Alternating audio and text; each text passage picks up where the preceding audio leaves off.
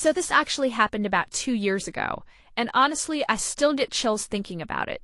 I'm 29, been with my now ex-girlfriend Megan for around 3 years, and we lived together in a pretty modest apartment downtown.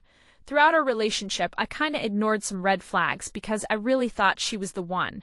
But boy, did Megan had this charm about her that was undeniable.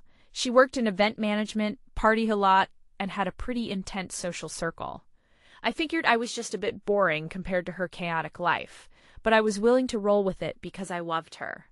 Problem was, she'd occasionally disappear for days at a time under suspicious circumstances, and get defensive whenever I tried to ask where she was.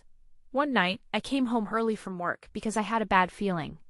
Our lease was ending soon, and I was thinking about moving in together, somewhere nicer, planning a future. But when I opened the door, the place was freezing and the lights were off. I thought it was weird, so I called her. No answer.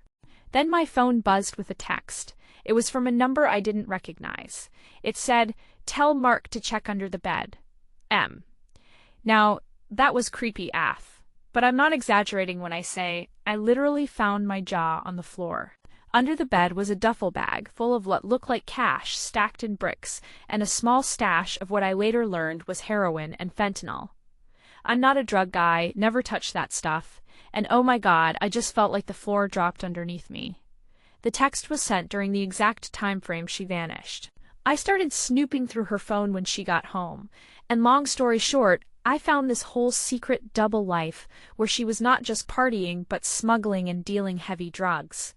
Then I found messages with a dude named Vince, some gross criminal type she'd been hooking up with on the side as part of her business. Cheating, lying, and dealing drugs all at once.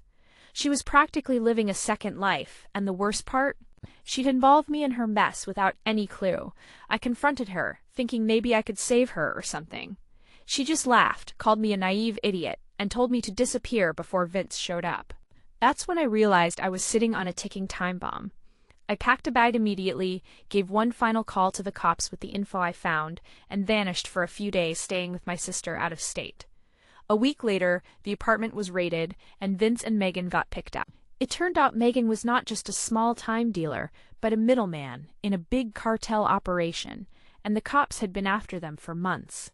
The money under my bed? That was payout money waiting to get moved.